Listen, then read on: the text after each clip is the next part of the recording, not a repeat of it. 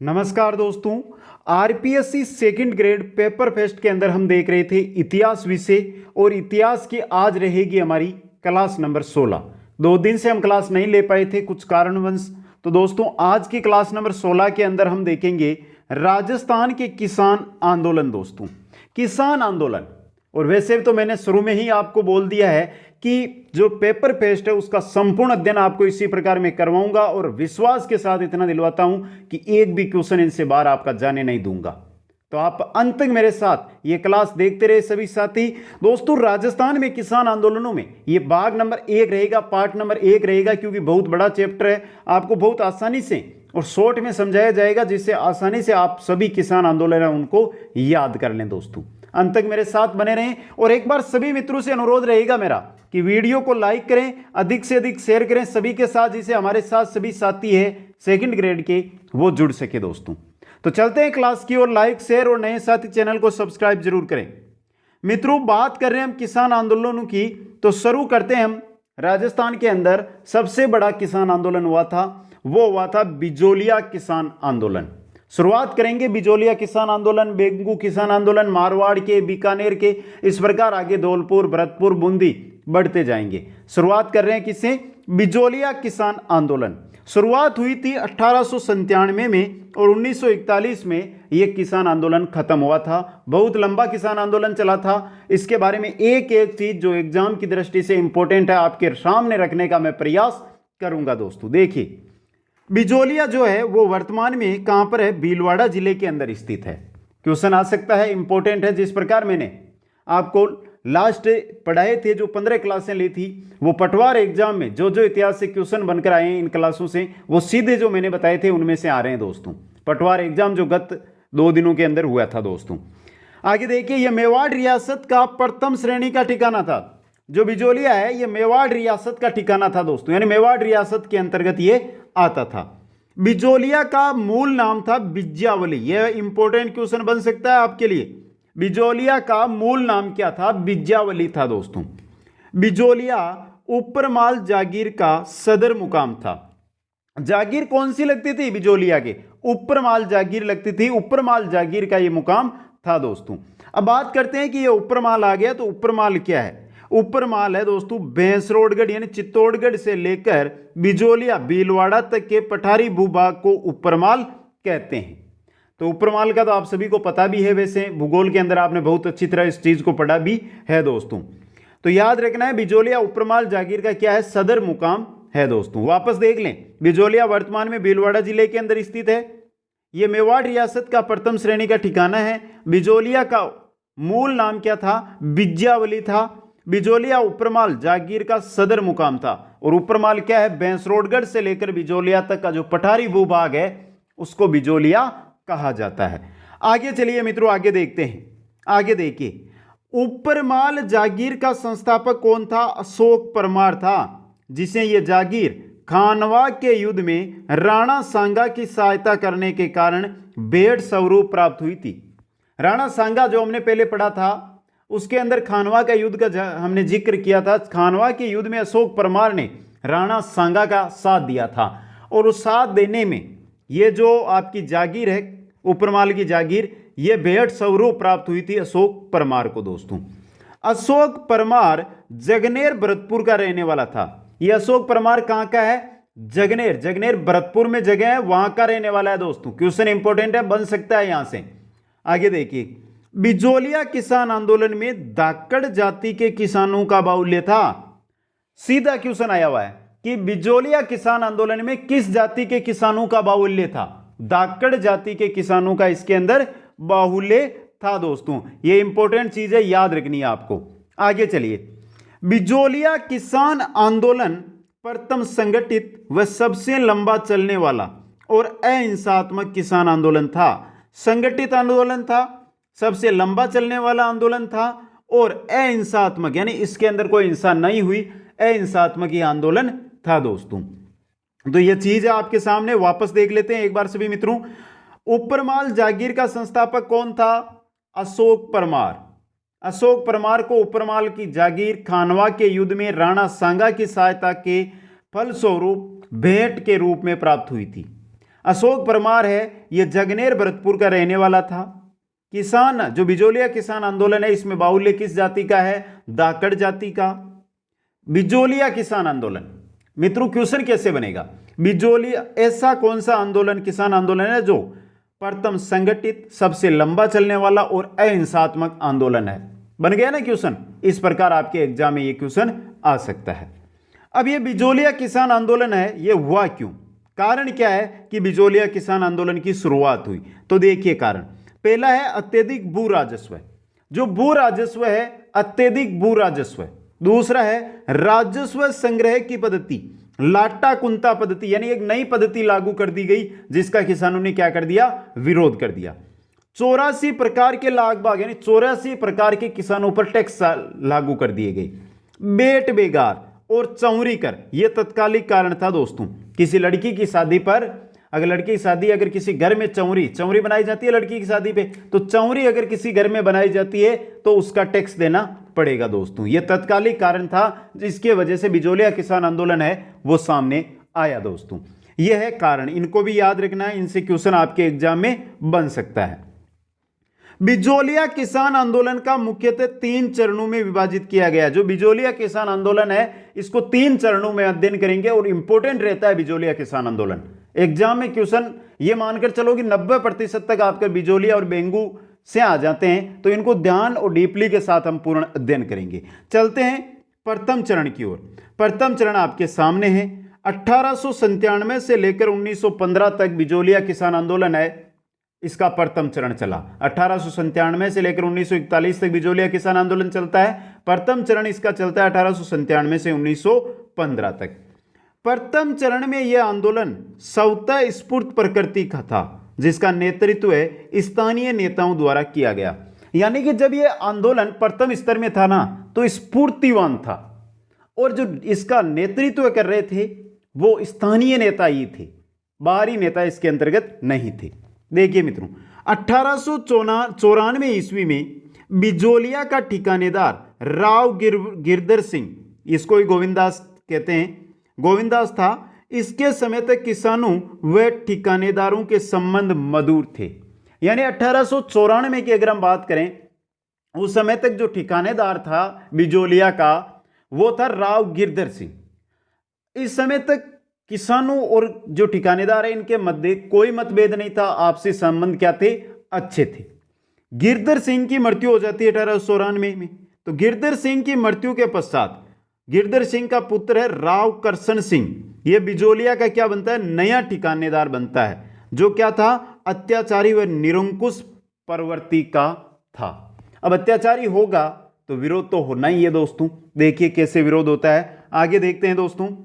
राव करसन सिंह की नीतियों के विरोध 1897 ईस्वी में गिरधारीपुरा गांव में एक मृत्युभोज, इंपॉर्टेंट क्वेश्चन बनता है यहां से, गंगाराम धाकड़ के पिता का मृत्युभोज था, के अवसर पर किसानों ने एक सभा आयोजित की और यह निर्णय लिया कि मेवाड़ के महाराणा के पास ठिकानेदार की शिकायत हेतु अपना प्रतिनिधिमंडल भेजेंगे।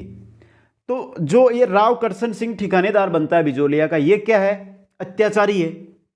अत्याचारी है तो अत्याचारी होगा तो दोस्तों आम जनता के अंदर विरोध होगा। तो विरोध होता है।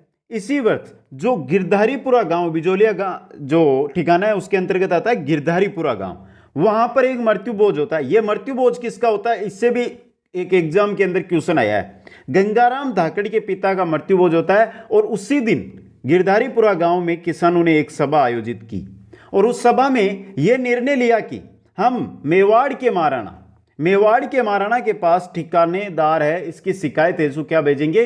प्रतिनिधिमंडल भेजेंगे दोस्तों। देखिए सभा का संचालक किसने किया है? साधु सीताराम दास के कहने पर नानजी पटेल व ठाकरी पटेल को प्रतिनिधिमंडल के रूप में मेवाड़ के महाराणा से मिलने भेजा गया।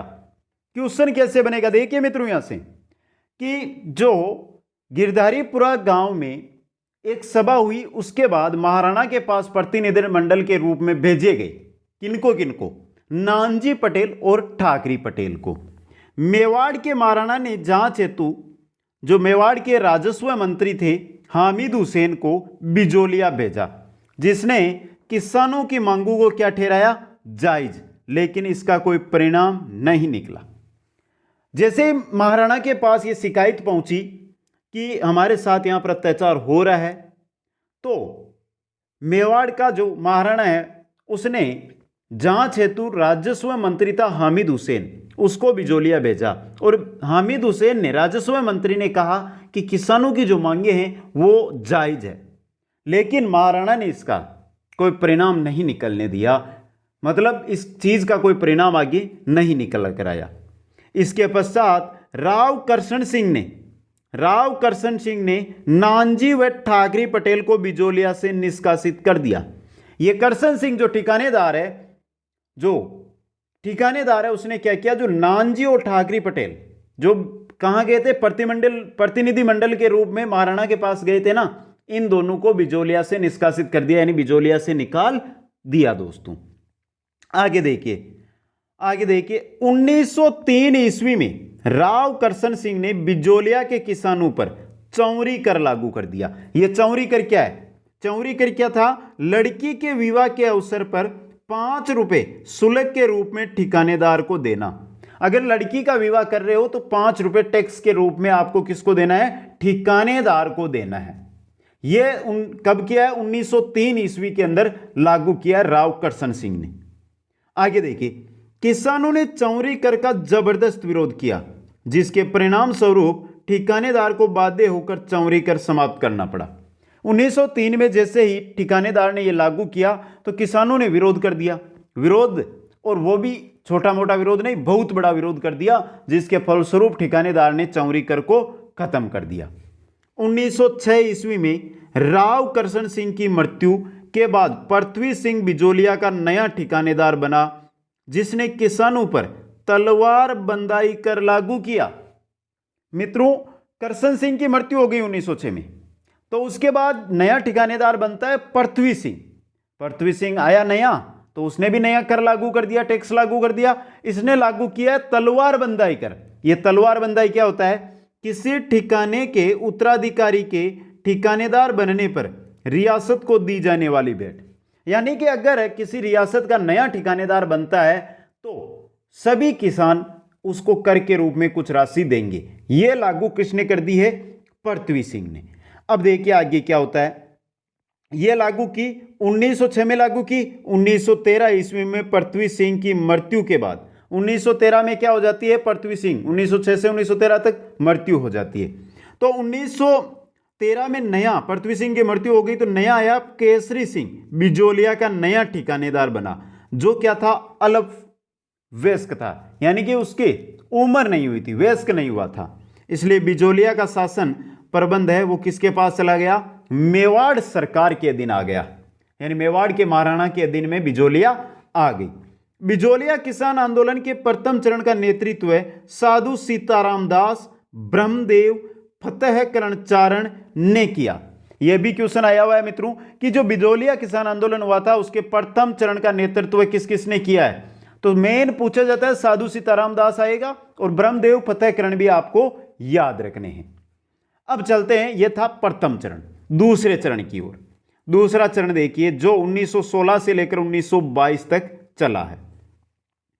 इस चरण में इस आंदोलन की बागडोर 1916 में साधु सीताराम दास के कहने पर विजय सिंह पतीक को सौंप दी गई। मतलब दूसरे चरण में बाहरी नेताओं का यहां पर हो जाता है आगमन। दोस्तों 1916 में इसका नेतृत्व किसके हाथ में आ गया है, विजय सिंह पतीक में।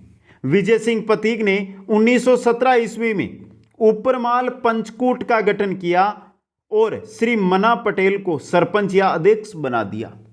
विजय सिंह पतीक 1916 में बिजोलिया किसान आंदोलन का नेतृत्व संभाला और 1917 में उपरमाल पंचकूट, यह क्वेश्चन भी आया हुआ है, उपरमाल पंचकूट का गठन किसने किया था, विजय सिंह पतीक ने किया, और अध्यक्ष किसको बनाया है, श्री मना पटेल को। दोस्तों आगे देखिए, पतीक जी के कहने पर मन्ना पटेल के नेतृत्व में किसानों ने किसी भी प्रकार की बेगार, चंदा व ऋण न देने का निर्णय लिया।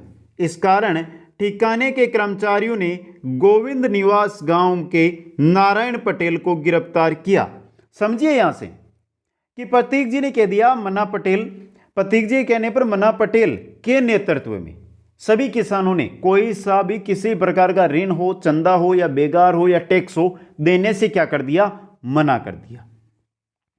तो इसकी वजह से जो ठिकाने के कर्मचारी है उन्होंने गोविंद निवास गांव है, ये गोविंद निवास गांव नाम है, गांव का नाम है गोविंद निवास, इसके किसान थे नारायण पटेल, इनको क्या कर लिया है, गिरफ्तार कर लिया है। 1916 ईस्वी ठिकाने द्वारा किसानों पर युद्ध कर थोपा गया जिसका पंचायत ने विरोध किया। 1916 के अंदर क्या किया गया दोस्तों, यहां से ये एक चीज याद रखनी है आपको, 1916 में ठिकाने द्वारा किसानों पर युद्ध कर भी थोपा गया था जिसका भी पंचायत ने क्या किया था, घोर विरोध। यह बात इसकी हो रही है जो पंचायत बनी थी उसने 1916 जो पंचायत बनने से पहले ही ठोक दिया गया था कर, उसका विरोध किया है। आगे चलिए मित्रों, आगे देखते हैं। विजय सिंह पतीक ने गांव गांव घूमकर जनजागरण का प्रयास किया और मेवाड़ी भाषा के हस्तलिखित पत्र को भी लोगों के बीच पहुंचाने का प्रयास किया जिसका नाम था ऊपर माल का डंका। और इंपॉर्टेंट चीज दोस्तों, ऐसे ही क्वेश्चन एग्जाम में देखने को मिलेंगे आपको और वहां पे हो जाओगे कंफ्यूज कि ये क्वेश्चन कहां से आया है। तो एक एक लाइन जिसे क्वेश्चन बनता है आपके सामने लेकर आ रहा हूं। क्या है उपरमाल का डंका, बताइए मित्रों। मेवाड़ी भाषा में हस्तलिखित पत्र है, विजय सिंह पतीक का मेवाड़ी भाषा में हस्तलिखित पत्र क्या है, उपरमाल का डंका। क्या नाम है उसका, उपरमाल का डंका।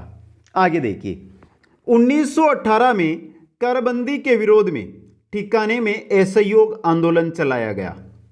गणेश शंकर विद्यार्थी ने अपने समाचार पत्र प्रताप, कानपुर से प्रकाशित होता था समाचार पत्र प्रताप, किसका था, गणेश शंकर विद्यार्थी का, से बिजोलिया किसान आंदोलन को राष्ट्रीय स्वरूप प्रदान किया।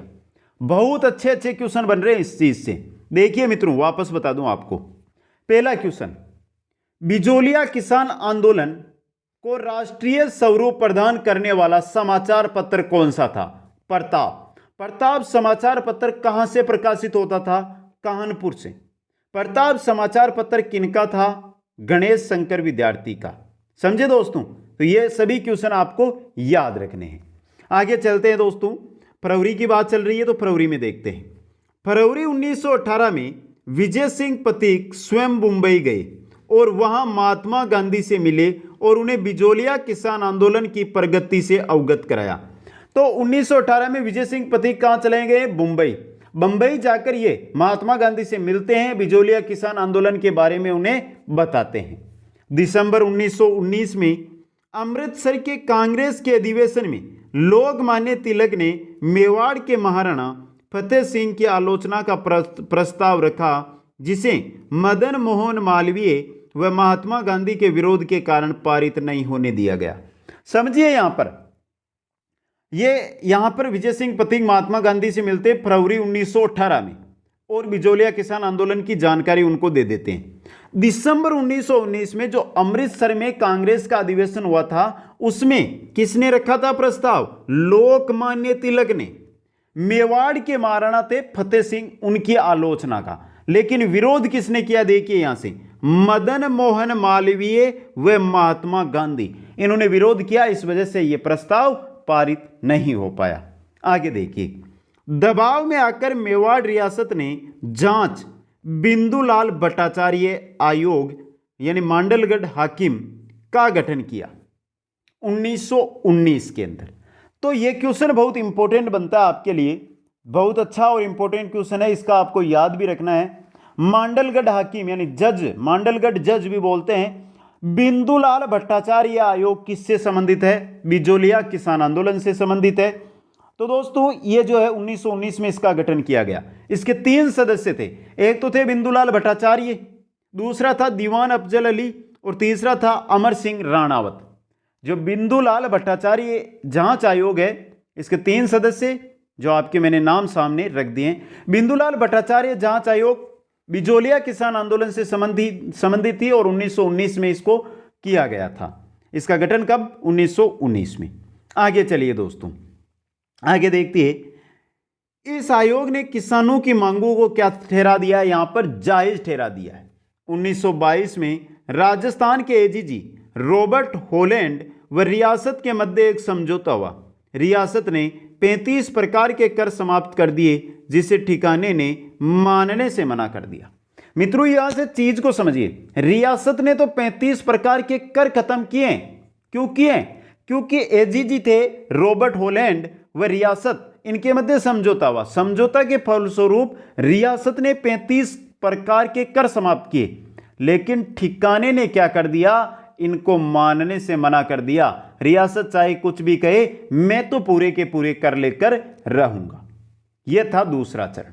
अब चलते हैं तीसरे चरण में, जो 1923 से लेकर 1941 से तक चलता है। दोस्तों देखिए, 1923 में विजय सिंह पति को गिरफ्तार कर 5 वर्ष की सजा सुनाई गई। इसके पश्चात महात्मा गांधी ने इस आंदोलन का नेतृत्व जमनालाल बजाज को सौंपा। कालांतर में हरिभाऊ उपाध्याय इस आंदोलन से जुड़े। यहां से समझिए कौन कौन जुड़ रहा है। क्वेश्चन बन सकता है, इनमें से बिजोलिया किसान आंदोलन का नेता नहीं है। आता है ना ऐसा क्वेश्चन, तो आ सकता है आपके भी। 1923 में विजय सिंह पति को कर लिया गिरफ्तार और 5 साल की सजा सुना दी। तो नेतृत्व कौन करे? तो महात्मा गांधी ने नेतृत्व किसको सौंपा है? जमनालाल बजाज को सौंपा है। और जमनालाल बजाज के साथ ही थोड़े दिनों बाद हरिभाऊ उपाध्याय भी इस आंदोलन से क्या हो गए? जुड़ गए हैं। दोस्तों अब आ रहा है एक इंपॉर्टेंट क्वेश्चन। माणिक्यलाल वर्मा ने बिजोलिया किसान आंदोलन में जोश भरने के लिए पंछीड़ा गीत गाया। पंछीड़ा गीत किस आंदोलन से संबंधित? बिजोलिया किसान आंदोलन से। पंछीड़ा गीत किसने गाया? माणिक्यलाल वर्मा ने। पंछीड़ा गीत माणिक्यलाल वर्मा ने क्यों गाया? बिजोलिया किसान आंदोलन में जोश भरने के लिए। बहुत सारे इंपॉर्टेंट क्वेश्चन बनते हैं, तो ध्यान से देखना। आगे देखिए, 1927 ईस्वी में विजय सिंह पथिक जेल से रिहा हुए तथा इस आंदोलन से पूर्ण रूप से अलग हो गए। 1927 में विजय सिंह रिहा तो हो गए, लेकिन उन्होंने इस आंदोलन को बिल्कुल अलग कर दिया है। अपने से अलग करके वो अलग राह पर चले गए। दोस्तों आगे देखिए, आगे हैं 1941 में मेवाड़ रियासत के पीएम, 1941 आ गया 27 से, 1900 मेवाड़ रियासत के पीएम थे विजय राघवाचार्य व मोहन सिंह मेहता, जो थे राजस्व मंत्री, की मध्यस्थता से किसानों व रियासतों के मध्य समझौता हुआ और किसानों की सारी मांगें मान ली गई। इस प्रकार यह आंदोलन समाप्त हुआ। जो 1897 में किसान आंदोलन शुरू हुआ था, उसकी मांगें 1941 के अंदर मानी गई और पूरी की पूरी मांगें मानने के बाद इस आंदोलन को क्या कर दिया गया? समाप्त कर दिया गया। यह था पहला हमारा किसान आंदोलन, बिजोलिया किसान आंदोलन। मित्रों, अगर इतना आपने याद कर लिया तो विश्वास दिलाता हूं, इससे बाहर कैसा भी प्रश्न बनाना चाहेंगे तो इनसे बाहर नहीं बना पाएंगे। बिजोलिया किसान आंदोलन के बाद आता है हमारे बेंगू किसान आंदोलन। कौन सा आता है? बेंगू किसान आंदोलन 1921 से 1925, यानी 1921 में शुरू हुआ और 1925 तक चला है बेंगू किसान आंदोलन। बात करते हैं बेंगू किसान आंदोलन की, तो वर्तमान में बेंगू है जो चित्तौड़गढ़ में है। चित्तौड़गढ़ जिले के अंदर बेंगू स्थित है। दोस्तों यह भी मेवाड़ रियासत का प्रथम श्रेणी का ठिकाना है। बिजोलिया की तरह बेंगू भी मेवाड़ रियासत का ही प्रथम श्रेणी का ठिकाना है। यहां का ठिकानेदार अनूप सिंह चुड़ावत था। तो बेंगू किसान आंदोलन की हम बात कर रहे हैं, तो जब बेंगू किसान आंदोलन शुरू हुआ है उस समय वहां का ठिकानेदार कौन है? अनूप सिंह चुड़ावत। दोस्तों बेंगू के किसान भी अत्यधिक भू राजस्व निर्धारण व संग्रह पद्धति, लागबाग, बेट बेगार, सामंती जुल्मों से पीड़ित थे। तो यह कारण है जिसके कारण बेंगू के किसान आंदोलन पर उतरे। भू राजस्व, अत्यधिक भू राजस्व निर्धारण व संग्रहण पद्धति, लागबाग, बेट बेगार, सामंती जुल्म, इनकी वजह से बेंगू के किसानों ने आंदोलन किया। दोस्तों देखिए 1921 में इंपॉर्टेंट क्वेश्चन है यहां से, मन्नाल के बेरूकुंड नामक स्थान पर यहां के किसान एकत्रित हुए और यह निर्णय लिया कि हमें भी बिजोलिया की भांति आंदोलन करना चाहिए। तो बेंगू किसान आंदोलन की शुरुआत होती है बेरूकुंड नामक स्थान पर जो किसान एकत्रित हुए हैं उनसे। कब? 1921 में। दोस्तों आगे चलिए दोस्तों, आगे देखिए। सर्वसम्मति से विजय सिंह पथिक को इस आंदोलन का नेतृत्व करने के लिए आमंत्रित किया गया। सभी किसानों ने सहमति ली कि इसका आंदोलन, अगर हम बेंगू में आंदोलन करने जा रहे हैं तो इसका नेतृत्व कौन करेगा? विजय सिंह पथिक नेतृत्व करेगा। 1923 में विजय सिंह पथिक आ चुके हैं बेंगू, जहां उन्हें कैद कर 5 वर्ष के लिए उदयपुर जेल भेज दिया गया। तो हमने बिजोलिया किसान आंदोलन में पढ़ा था कि विजय सिंह पथिक को गिरफ्तार किया गया और उनको 1923 में और 5 साल के लिए भेज दिया गया था जेल। तो 1923 में यहां बेंगू के अंदर ही इनको गिरफ्तार किया गया था। विजय सिंह के कहने पर राजस्थान सेवा संघ है, जिसकी स्थापना 1919 में वर्धा महाराष्ट्र में हुई थी, के सचिव थे रामनारायण चौधरी, ने इस आंदोलन का नेतृत्व किया। तो यहां से क्वेश्चन बनता है कि जो बेंगू किसान आंदोलन है इसका नेतृत्व किसने किया? विजय सिंह पथिक को तो बुलाया था कि आप नेतृत्व कीजिए, लेकिन जैसे ही वो आए उनको गिरफ्तार कर लिया गया। तो नेतृत्व कौन कर रहा है? यहां पे रामनारायण चौधरी बेंगू किसान आंदोलन का नेतृत्व कर रहे हैं दोस्तों। रामनारायण चौधरी ने किसानों को लागबाग व भू राजस्व देने से मना कर दिया। लगातार 2 वर्षों के बाद ठाकुर अनूप सिंह व किसानों के मध्य समझौता हुआ, जिसे रियासत ने मानने से मना कर दिया। इसे बोलशेविक की संज्ञा दी। इंपॉर्टेंट चीज है मित्रों, बोलशेविक क्या है? पढ़ी होगी बोलशेविक क्या है, तो यही चीज है। समझिए क्या किया था, रामनारायण चौधरी ने सभी किसानों को बोल दिया कि आप किसी प्रकार का कोई कर, लागबाग, राजस्व कर कुछ ना दो। लगातार 2 वर्षों तक किसानों ने कुछ नहीं दिया। तो वहां का ठाकुर था बेंगू का अनूप सिंह, उनके और किसानों के मध्य हो गई एक समझौता हुआ, जिसके अंदर क्या जो भी बातें थी वो ठाकुर ने मान ली, लेकिन ये बातें रियासत ने नहीं मानी। मेवाड़ रियासत ने इनको मानने से मना कर दिया। इसी को क्या कहते हैं? बोलशेविक कहते हैं दोस्तों। आगे चलते हैं दोस्तों। रियासत है, ठाकुर ने, अनूप सिंह चुड़ावत ने वहां पर सब बातें मान ली थी, रियासत ने नहीं मानी, तो एंटी तो होनी है। देखिए यहां से रियासत ने अनूप सिंह चुड़ावत को कैद कर बेंगू का शासन अपने अधीन कर लिया। क्या है कि अनूप सिंह चुड़ावत था, उसको गिरफ्तार कर लिया, उसको कैद कर लिया, और मेवाड़ सरकार ने वहां पर अपना अधिकार कर लिया। रियासत ने ट्रेस नामक बंदोबस्त अधिकारी को जांच के लिए बेंगू भेजा, जिसका किसानों ने क्या किया? विरोध किया। रियासत ने क्या किया कि उसको गिरफ्तार करने के बाद में ट्रेस नामक जो जांच अधिकारी है उसको जांच के लिए वहां भेजा, जिसका किसानों ने क्या कर दिया? वहां पर विरोध कर दिया दोस्तों। अब आगे देखिए क्या होता है। 13 जुलाई 1923 को गोविंदपुरा गांव में किसानों की एक सभा हो रही थी, जिस पर ट्रेच ने गोलियां चलवा दी। इस गोलीबारी में रूपाजी व करपाजी नामक 2 किसान शहीद हो गए। मित्रों, गोविंदपुरा गांव के अंदर 13 जुलाई 1923 को बेंगू किसान आंदोलन के जो किसान है वो सभा कर रहे थे। तो ट्रेंच की जो जांच थी, ट्रेंच आयोग था, उसका विरोध किया था। तो ट्रेंच ने क्या कर दी? गोविंदपुरा गांव में किसानों पर गोलियां चलवा दी। गोलियां के अंदर कौन? रूपाजी और करपाजी नामक 2 किसान शहीद हो गए। तो रूपाजी और करपाजी किस किसान आंदोलन से जुड़े हुए हैं? बेंगू किसान आंदोलन से जुड़े हुए हैं दोस्तों। क्वेश्चन आया हुआ है, इंपॉर्टेंट है, कैसे भी आ सकता है। आगे देखिए, 1925 में रियासत व किसानों के मध्य समझौता हुआ, जिसमें किसानों की सारी बातें मान ली गई। 1925 में जो समझौता होता है उसके द्वारा रियासत और किसानों के मध्य बात होती है, और सारी की सारी जो बातें थी 1925 में रियासत ने किसानों की मान ली। यह था बेंगू का किसान आंदोलन। आगे चलते हैं और देखते हैं मारवाड़ में किसान आंदोलन। बहुत इंपॉर्टेंट क्वेश्चन बनने वाले हैं मारवाड़ किसान आंदोलन से, तो देखते जाइए दोस्तों। शुरू करते हैं। मारवाड़ के किसान अंग्रेजों, शासक व ठिकानेदार के तिहरे शोषण के शिकार थे। मतलब अंग्रेज भी शोषण करते थे, शासक भी शोषण करता था और ठिकानेदार भी शोषण करता था। 3 प्रकार के शोषण के शिकार थे मारवाड़ के किसान दोस्तों। 1915 में मरुधर मित्र हितकारिणी, समझिए यहां से बहुत सारी सभाएं बनेगी मारवाड़ के अंदर। 1915 में जो सभा बनती है वो बनती है मरुधर मित्र हितकारिणी सभा। इसकी स्थापना हुई।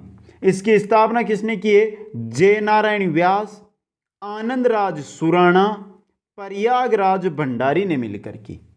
मरुधर मित्र हितकारिणी सभा 1915, स्थापना किसने? जय नारायण व्यास, आनंदराज सुराणा, प्रयागराज भंडारी।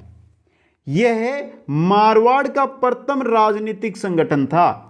यानी मरुधर मित्र हितकारिणी सभा है, यह मारवाड़ की प्रथम राजनीतिक संगठन था जिसका उद्देश्य क्या था? मारवाड़ की जनता के सामाजिक व आर्थिक हितों की रक्षा करना।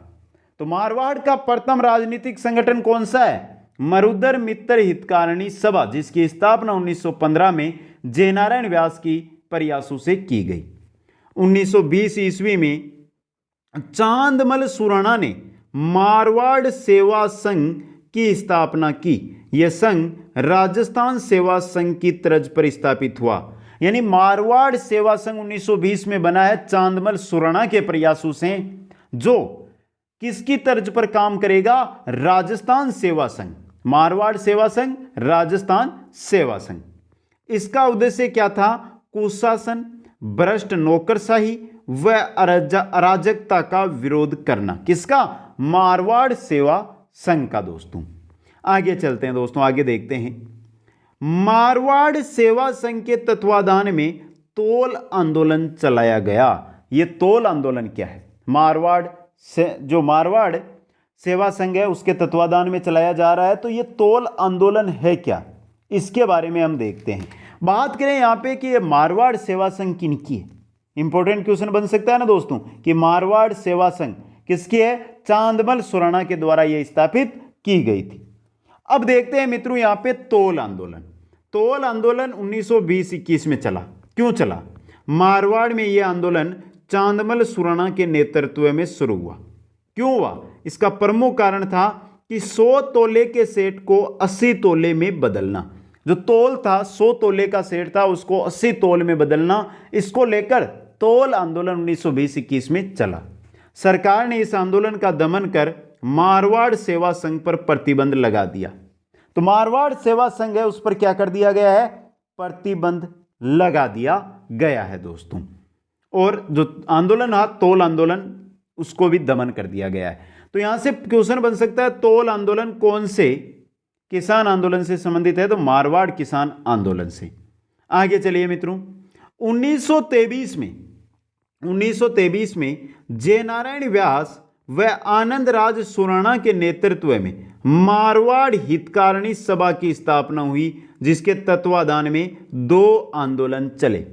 मित्रों यहां पे देखिए अब बन के आ रही है मारवाड़ हितकारिणी सभा। किसके नेतृत्व में? वो ये जयनारायण व्यास और आनंदराज सुराणा। इन्होंने पहले बनाई थी 1915 में मरुधर मित्र हितकारिणी सभा। उस पर बैन लगा तो आगे किस पर? मारवाड़ हितकारिणी सभा पर दोस्तों। अब इन्होंने इसके तत्वाधान में मारवाड़ हितकारिणी सभा की स्थापना करके इसके तत्वाधान में 2 आंदोलन किए। पहला है पशु निर्यात आंदोलन 1924 और दूसरा है मंडोर किसान आंदोलन 1928। देखते हैं पहला किसान आंदोलन है जो पशु निर्यात आंदोलन। मारवाड़ रियासत है उसकी परिषद ने राज्य के राजस्व में वृद्धि हेतु राज्य के बाहर पशुओं के निर्यात का आदेश प्रसारित किया। यानी जो मारवाड़ क्षेत्र के पशु है उनको बेचो तो बाहर निर्यात उनका क्या करो? बाहर करो। जो मारवाड़ रियासत है उसके सीमा से बाहर उनका क्या करो? पशुओं का निर्यात करो। इसके विरोध में मारवाड़ हितकारिणी सभा के नेतृत्व में 15 जुलाई 1924 को जोधपुर शहर में एक जनसभा का आयोजित किया गया। बढ़ते हुए जनदबाव के कारण 15 अगस्त 1924 को मारवाड़ हितकारिणी सभा की मांगों को स्वीकार कर लिया गया। यानी जो पशु निर्यात आंदोलन मतलब मारवाड़ रियासत ने एक आदेश पारित किया था कि जो भी पशु है उनको राज्य यानी रियासत की सीमाओं से बाहर निर्यात किया जाए। तो इसके विरोध में आ गई मारवाड़ हितकारिणी सभा और 15 जुलाई 1924 को जनसभा की। जनसभा के साथ किसान जुड़ते गए। तो 1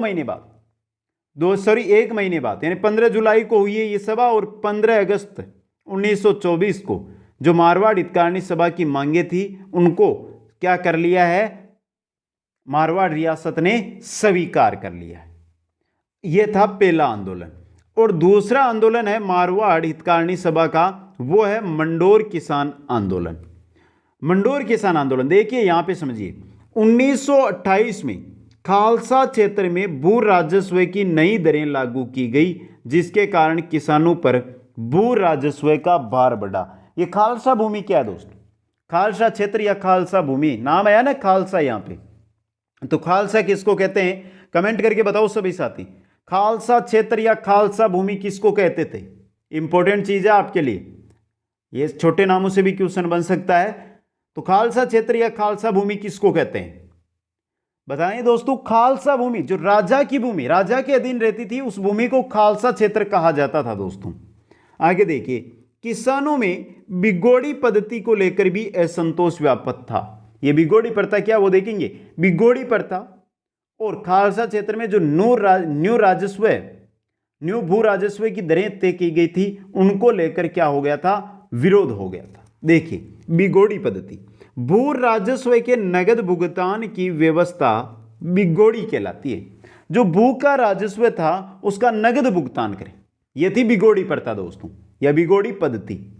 आगे देखिए मित्रों, 8 जुलाई 1931 को माली जाति के किसानों ने मंडोर के निकट चिन्ना का बढ़िया नामक स्थान पर सभा आयोजित की और यह निर्णय लिया कि नगद राजस्व पद्धति में 50% छूट के लिए सरकार से निवेदन किया जाएगा, और निवेदन किया, लेकिन सरकार ने इस ओर कोई ध्यान नहीं दिया।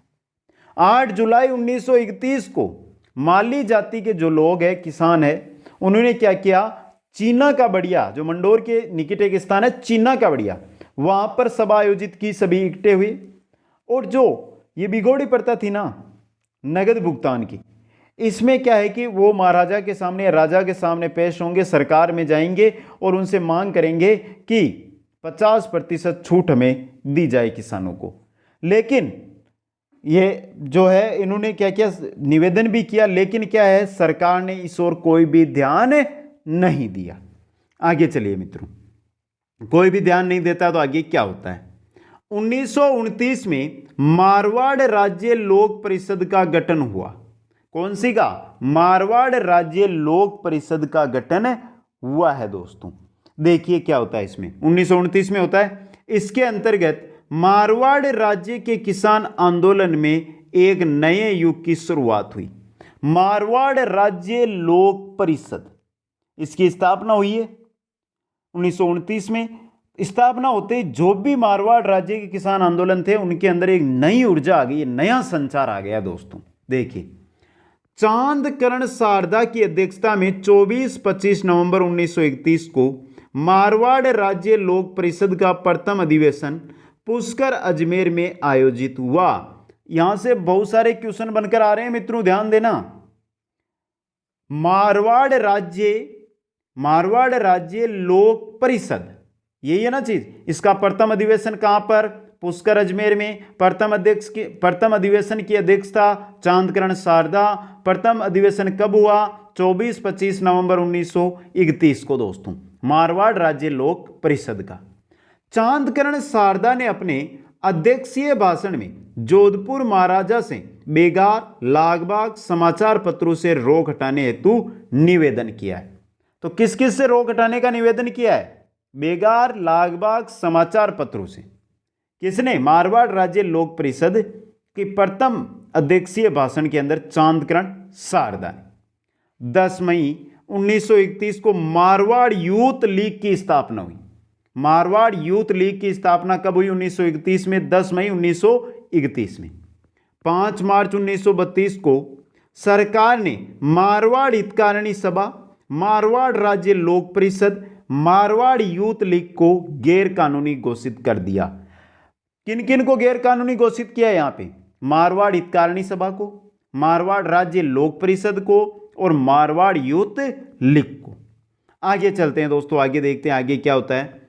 1928 में जय नारायण व्यास व आनंद राज सुराणा के नेतृत्व में मारवाड़ लोक परिषद का गठन हुआ है। 1928 में। कब हुआ है मित्रों? 1928 के अंदर। 1938 में, 28 नहीं, सॉरी, 1938 में किसका हुआ है? मारवाड़ लोक परिषद। किसके नेतृत्व में? जय नारायण व्यास, आनंद राज सुराणा। समझे दोस्तों? बहुत अच्छे अच्छे क्वेश्चन बनकर आ रहे हैं आपके यहां से। अब दोस्तों यह नेतृत्व होता है और इसके बाद आती है मारवाड़ की किसान सभा। देखिए मारवाड़ किसान सभा क्या है। यह सब कुछ हो रहा है, यह सभी का सभी मारवाड़ किसान आंदोलन में हो रहा है। लंबी क्लास हो रही है, टॉपिक भी बहुत बड़ा है, इसलिए 2 क्लासों के अंदर पूरा करवाना है। क्लास लंबी हो रही है मित्रों, चलने देते हैं। तो मारवाड़ किसान आंदोलन मार्च 1941 में मारवाड़ किसान सभा है, बहुत इंपॉर्टेंट है, ध्यान से पढ़ना मारवाड़ किसान सभा के बारे में। मार्च 1941 में बलदेव राम मिर्धा ने मारवाड़ किसान सभा का गठन किया। पहला क्वेश्चन ये इंपॉर्टेंट है इसका। मारवाड़ किसान सभा का गठन किसने किया है? बलदेव राम मिर्धा ने, जिसका प्रथम अधिवेशन 27-28 जून 1941 को जोधपुर में हुआ। मारवाड़ किसान सभा, बलदेव राम मिर्धा ने इसका गठन किया। प्रथम अधिवेशन जोधपुर में हुआ। कब हुआ? 27-28 जून 1941 को। मित्रों यहां पे देखिए कुछ क्वेश्चन, ऐसा क्वेश्चन बनकर आएगा कि मारवाड़ किसान सभा का प्रथम अध्यक्ष कौन है या किसको बनाया गया? आ गया ना क्वेश्चन। तो आपने इतना तो याद रख लिया कि इसका गठन बलदेव राम मिर्धा ने किया, तो अध्यक्ष भी बलदेव राम मिर्धा होंगे, लेकिन गलत हो जाएगा। इस किसान सभा का प्रथम अध्यक्ष था मंगल सिंह कच्छावा। कौन है प्रथम अध्यक्ष? मंगल सिंह कच्छावा। गठन किया है बलदेव राम मिर्धा ने।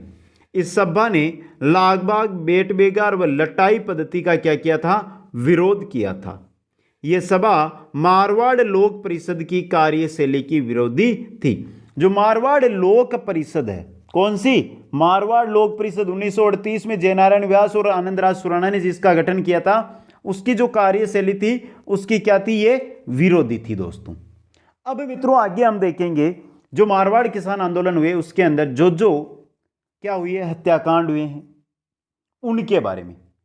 एक तो हुआ था चंडावल, दूसरा हुआ था डाबड़ा कांड। दोनों बहुत इंपॉर्टेंट है, इनके बारे में चलते हैं। चंडावल या चंद्रावल हत्याकांड की ओर। चंडावल या चंद्रावल हत्याकांड जो 1942 में हुआ था। 8 फरवरी 1942 को मारवाड़ लोक परिषद, जय नारायण व्यास और आनंद राज सुराणा वाली है नेतृत्व वाली, 1938 में बनी थी मारवाड़ लोक परिषद। तो 8 फरवरी 1942 को मारवाड़ लोक परिषद का लाडनू नागौर में, लाडनू नागौर के अंदर जगह है दोस्तों, शहर है ये, में खुला अधिवेशन आयोजित हुआ, जिसकी अध्यक्षता किसने की है?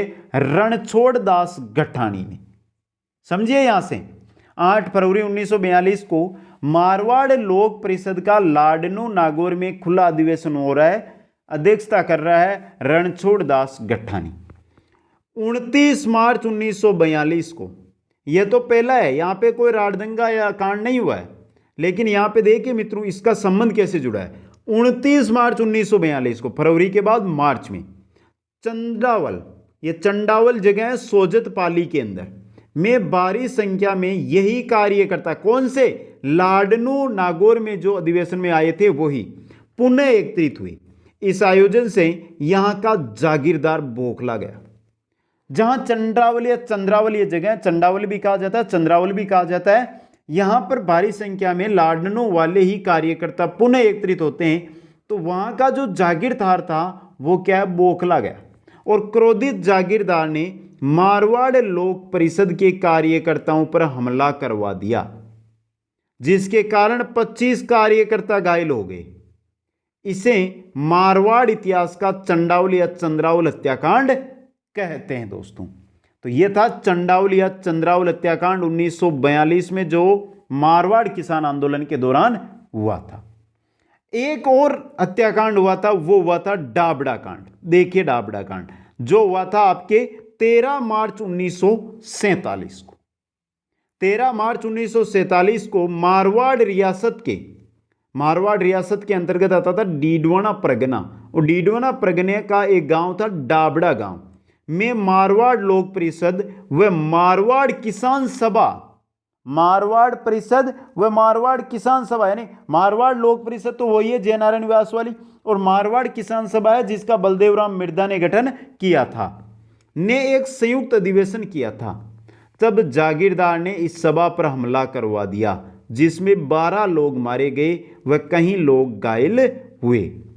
यह डाबड़ा कांड है दोस्तों। डाबड़ा कांड डीडवाना, अभी वर्तमान में डीडवाना तहसील है, उसी के अंतर्गत आता है। डाबड़ा जगह है दोस्तों, वहां पर यह हुआ था जिसमें 12 लोग मारे गए थे और कई लोग घायल हुए थे। यह सभा हुई थी मोतीराम किसान के घर पर दोस्तों। किस किसान के घर पर हो रही थी यह सभा? मोतीराम किसान की सभा पर। तो किसान आंदोलनों में आज की क्लास में बस इतना ही हम देखेंगे। क्लास नंबर 2 यानी पार्ट नंबर 2 रहेगा जिसमें बीकानेर रियासत के किसान आंदोलन देखेंगे, बूंदी किसान आंदोलन देखेंगे, अलवर के किसान आंदोलन देखेंगे, शेखावाटी के किसान आंदोलन देखेंगे और उसके साथ भरतपुर के किसान आंदोलन। क्लास नंबर 2 कल रात 9 बजे इसी समय आपको मिलेंगे दोस्तों। कैसी लगी आज की क्लास एक बार कमेंट करके बताएं। वीडियो को लाइक, शेयर और जो नए साथी है वो चैनल को जरूर सब्सक्राइब करें। आप सभी को बहुत बहुत धन्यवाद। जय हिंद, जय भारत।